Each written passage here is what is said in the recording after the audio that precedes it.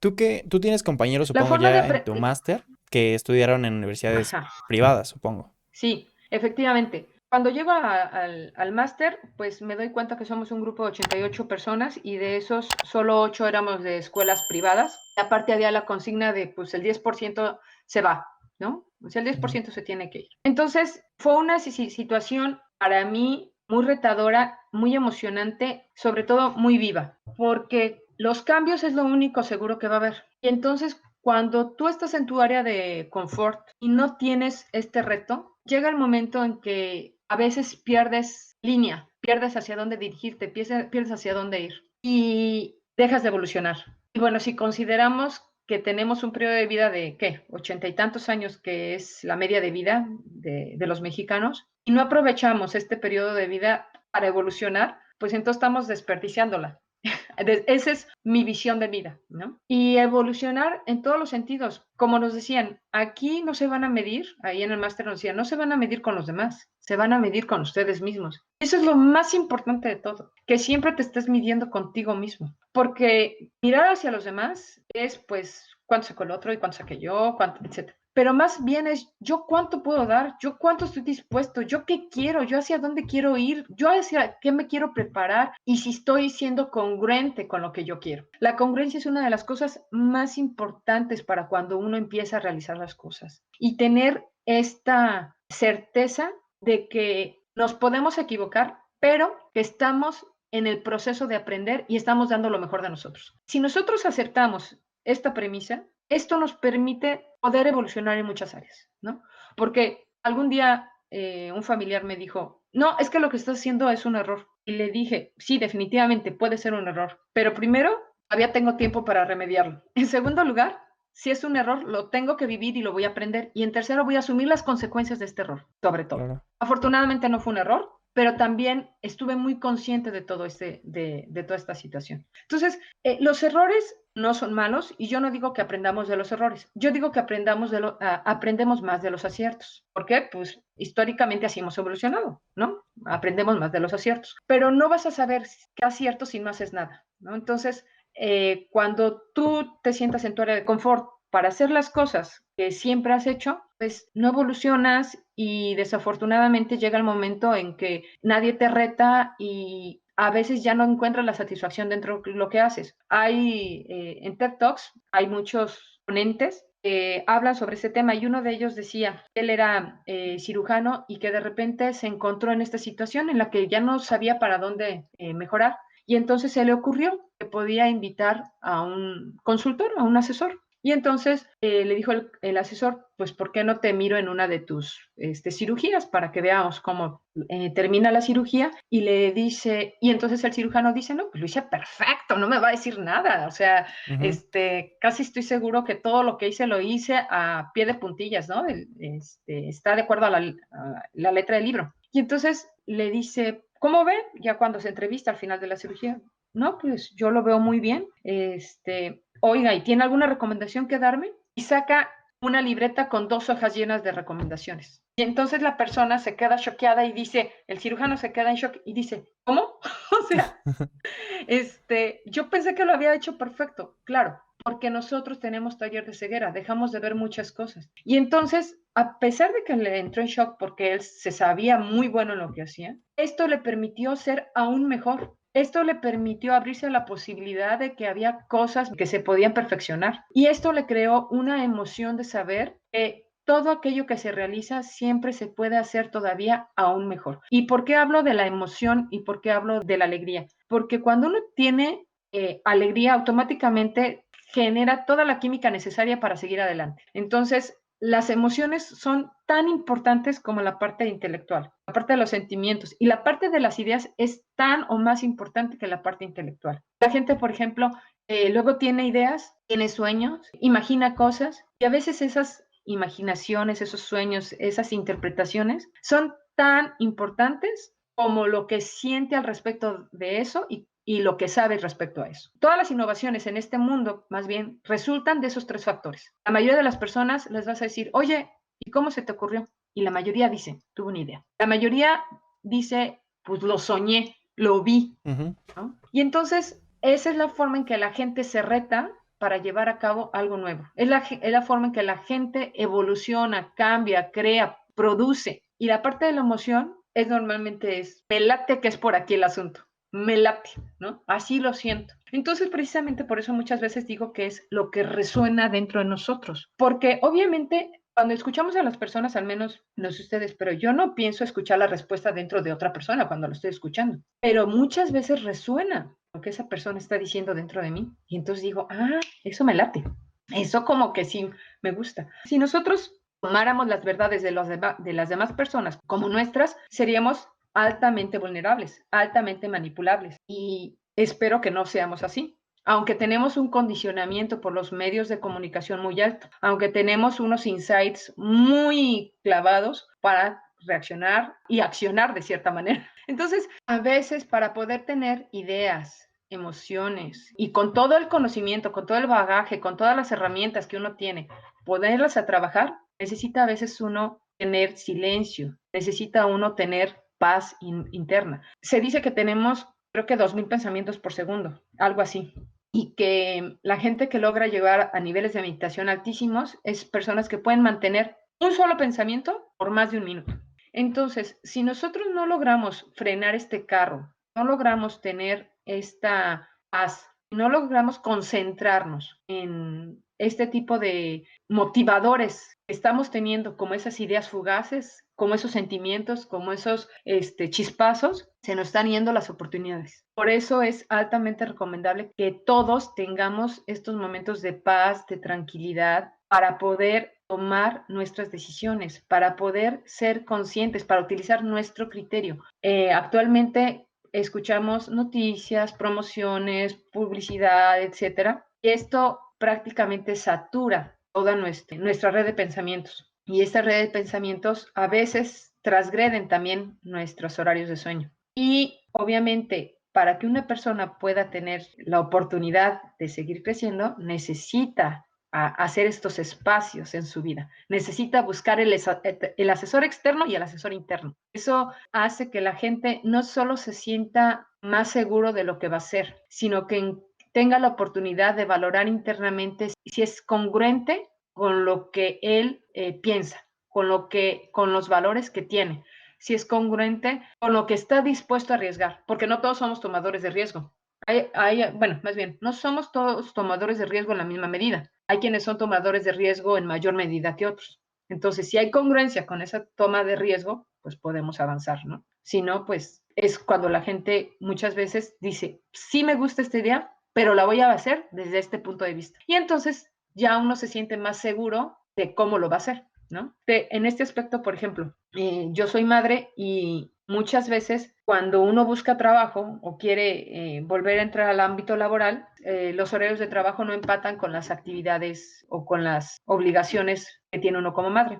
Y cuando no se tiene claridad respecto a qué es lo que uno quiere, logra uno hacer muchos errores y autosabotearse. Entonces, en este aspecto yo decía, sí quiero trabajar, pero tiene que ser en estos horarios y tiene que ser bajo estas situaciones. Cuando logré definir esto internamente en mí, que no entraba en conflicto con todo lo demás, tuve la oportunidad correctamente. Y no 1, 2, 3 veces la he tenido así. Entonces, son situaciones que se dejan mucho de lado en cuanto se analiza, por ejemplo, si vale más estudiar en tal universidad o si vale más tener tal título, si vale más la pena tener esto. Más bien es para qué vas a hacer las cosas. Como yo te dije, yo estudio economía para conocer las reglas del juego, el MBA para conocer a los jugadores, el marketing para saber cómo comunicarme y las finanzas pues para trabajar mi dinero, que trabaje correctamente, ¿no? Entonces, cuando tú sabes los para qué y los logres alinear a tu visión de vida, entonces las diferencias son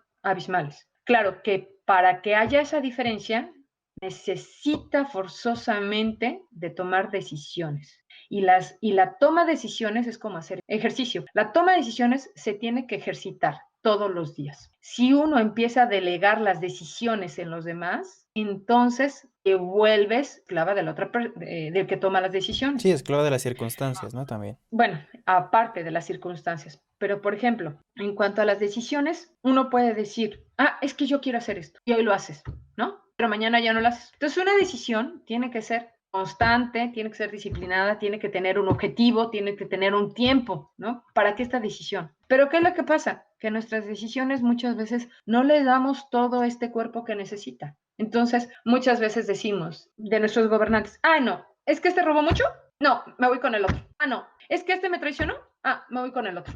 No. Y entonces las decisiones se vuelven decisiones muy viscerales, decisiones poco conscientes, decisiones que no trascienden. Es como si cada vez que yo me peleara con alguna persona, dijera, no, ya me peleé con esa persona, ya no vuelvo a hablar en la vida. Si resulta que es de tu familia, pues entonces, ¿a poco te vas a ir de la casa? Pues no, obvio no, ¿no? Pues lo mismo que nos pasa, las decisiones tienen que ser muy conscientes y se tienen que tomar no con las vísceras. Las decisiones se tienen que tomar con la cabeza fría y saber hacia dónde nos tenemos que dirigir. En nuestro país, por ejemplo, cuando votamos, bueno, ¿qué es lo que quiero de mi país? ¿Qué es lo que quiero para mis hijos?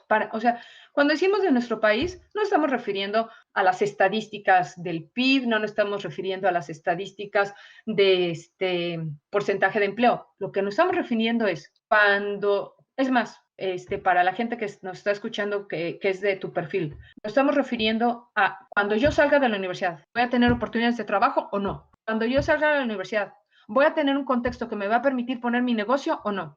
Cuando yo tenga 40 años trabajando, ¿voy a tener oportunidad de pensionarme, jubilarme o tener un fondo de retiro propio o no?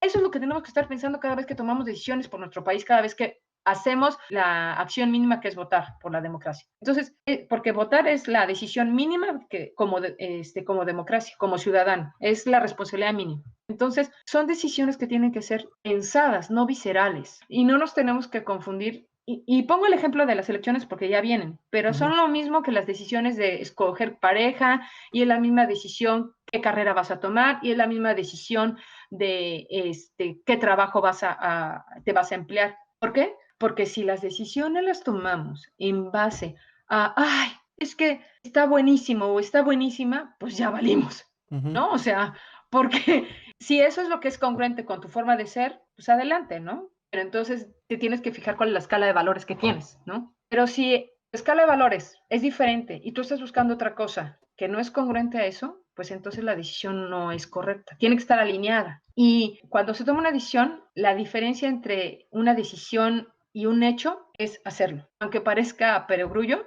hacer las cosas es lo que hace que una persona obtenga los resultados. Y las cosas, para hacerlas, se les tiene que dedicar tiempo. Entonces, cuando la gente dice, es que le eché ganas. No, pues no le eches ganas, échale tiempo. Sí, sí, sí. No, es que di mi mejor esfuerzo. No, es que había un objetivo y una meta que tenías que cumplir. No era tu esfuerzo.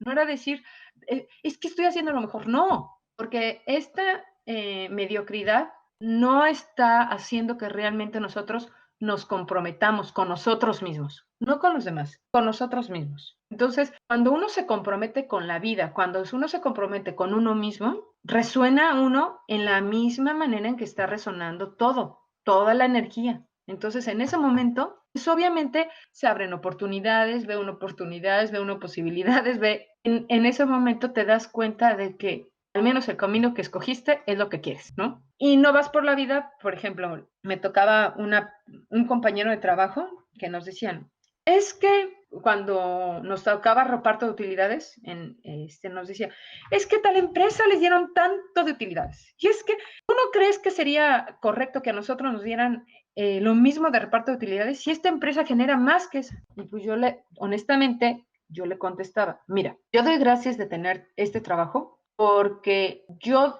me renté para trabajar aquí sabiendo estas condiciones de trabajo y porque los beneficios que tengo en este trabajo son congruentes a lo que yo esperaba. Si esta congruencia no la encuentras, toma la decisión adecuada, pero no puedes dejar que otros decidan por ti. Claro. Tú tienes que decidir sobre ti. Entonces, si aquí esta empresa ya no llena tus expectativas, no te quejes. El que puedes cambiar eres tú, no los demás. Sí. Y entonces siempre esperamos que los cambios vengan de las otras personas y no de nosotros mismos. Esperamos que nuestros padres cambien, esperamos que nuestros hijos cambien, esperamos que nuestros profesores cambien, esperamos que nuestro gobernador cambie, esperamos que todos cambien, pero nosotros no queremos cambiar. Y la respuesta es que nosotros somos los que tenemos que cambiar desde nuestra forma de pensar, desde nuestra congruencia, desde nuestras metas, desde nuestras decisiones y el tiempo que le dediquemos a las cosas. Y entonces, ahí sí podemos hablar. Sí, totalmente. De hecho, también está esta analogía del perrito, no sé si la conoces, que le está picando un alfiler o algo y le molesta y está llorando, pero no le molesta lo suficiente como para moverse o hacer algo. Es así lo que estás diciendo. Si te molesta estar en algún lugar, no te quejes, mejor acciónate y haz algo, muévete de ahí. Bueno, en ese aspecto, cuando dices no le duele lo suficiente, tienes razón. Nos decía un profesor, dice, si tú quieres ver resultados, métele dolor al sistema. Entonces, cuando decían que había muchas quejas en un banco por la atención que tenían, y entonces, pues tenían su buzón de quejas y sugerencias, se iba a un departamento de quejas y sugerencias, se le daba la solución pertinente, y pues no había gran cambio al respecto. Y entonces dijo el gerente en ese momento, dijo, bueno, muy fácil. A partir de hoy, cada vez que haya una queja y no se responda dentro de las 24 horas y perdamos un cliente, todos pagan. Al mes, todo mejoró, todo cambió. ¿Por qué? Porque dejamos de ser cómplices del de al lado, porque dejamos de hacer nuestras cosas que no nos tocan y porque realmente empezamos a tener ese sentido de cooperación, de solidaridad, de subsidiariedad, de formar una familia. Eso que nos hace falta mucho. Por ejemplo, yo ahorita en este momento lo que quiero es dar lo mucho o lo poco que tenga. Y cuando uno tiene el pensamiento de dar y no de recibir, las cosas cambian. ¿Por qué? Porque cuando uno está dispuesto a dar lo poco o mucho que tiene, en ese momento tú puedes recibir. Pero si estás primero esperando a recibir para poder dar, pues entonces no van a suceder las cosas. Si tú en una clase, por ejemplo, llegas a dar tu atención, tus ganas de aprender, tus ganas de trabajar con tu equipo, y das todo eso, obviamente vas a recibir mucho más de lo que pensabas. Pero si tú llegas a un aula desmotivado, cansado, quejando de todo lo que dice el maestro, típico que van a hacer un trabajo en equipo, ¡ay, no! Ujú. Oye, pero lo quiero para mañana, ¿otra vez? Pues entonces, obviamente, no estás dando lo mínimo que se requiere, ¿no? Y la vida es exactamente lo mismo. O sea, cuando sales al trabajo, en tu familia, con tu pareja, con tus hijos, es exactamente lo mismo, ¿no? Llegas al trabajo y te dicen, este reporte se tiene que terminar para mañana. ¡No! O sea, en lugar de decir, a ver, estos son mis objetivos, estas son mis metas, estas son mis responsabilidades, tengo que cubrir, no necesito tener el chicotito atrás del supervisor para terminarlo, pues cambio. O sea, y entonces cuando me dicen, este reporte tiene que ser para mañana, aquí está. Entonces, las cosas cambian, ¿no? Y no se necesita tener poderes supernaturales, ni telepatía, ni mucho menos, sino es obviamente hacerse las preguntas correctas de qué es lo que se espera de mí en ese ámbito. Porque yo me renté, porque yo voy a dar soluciones a ciertas cosas. Y entonces, si yo propuse dar solución a ciertas cosas de manera intrínseca, obviamente van a esperar que yo dé esos resultados. Entonces, llego y no doy, y cuando me lo piden no lo doy, bueno, entonces, ¿de qué se trata? Ahora, cuando la gente va a pedir trabajo, normalmente, ay, ojalá me den el trabajo, ay, y tienes una expectativa, una emoción que obviamente te motiva para que te diga, te mueve para poder llegar a ese objetivo. Y ya pasa el mes, los 2 meses, el año, ¡ay! Tengo mucho trabajo, ay no, qué flojera, ay no, es que la verdad es que estoy hasta acá del trabajo, no, es que estoy súper cansado, es que mi jefe, es que mi compañero, es que el controlador, es que el de finanzas, es que el de operaciones. Sí, sí, sí. ¿Qué pasó?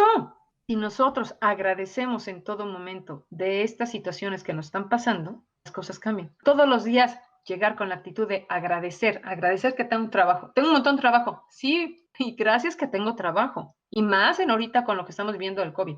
Gracias que tengo trabajo, ¿no? Entonces, cuando empezamos a cambiar esa actitud interna de cómo vemos la vida, es un cambio que se manifiesta como si cambiáramos de canal o como si cambiáramos los binoculares y ahora sí veo claro, pero cuando nosotros tenemos la intención de cambiar, cuando nosotros tenemos ganas de cambiar, necesitamos hacer declaraciones correctas. Se ha comprobado que los campeones de medallas olímpicas, grandes estrellas de cine, presidentes, artistas en general, pueden ser personas como nosotros en términos generales, con una gran diferencia. La forma en que se hablan a sí mismos es diferente. La forma en que se dicen a ellos es muy diferente. ¿Por qué? Porque ellos dicen, yo quiero, yo puedo y yo merezco. Entonces, de repente, llega y alguien te dice, oye, eres muy famoso, quién sabe qué, oye, danos una entrevista. Ay, no, no, no, no. Pues obviamente, ¿qué estás diciéndole no a una consecuencia de la fama? ¿No? Claro. Entonces, en cambio, si dices, no, yo quiero, yo esto es lo que quiero, yo lo pedí, yo aquí estoy porque esto es lo que yo quería. Entonces las cosas cambian, ¿no? Entonces, la actitud en cómo nosotros tomamos la vida hace la gran diferencia. Y esa actitud nos permite tomar decisiones correctas también. Y esas decisiones, cuando les dedicamos tiempos, nos llevan a metas y objetivos.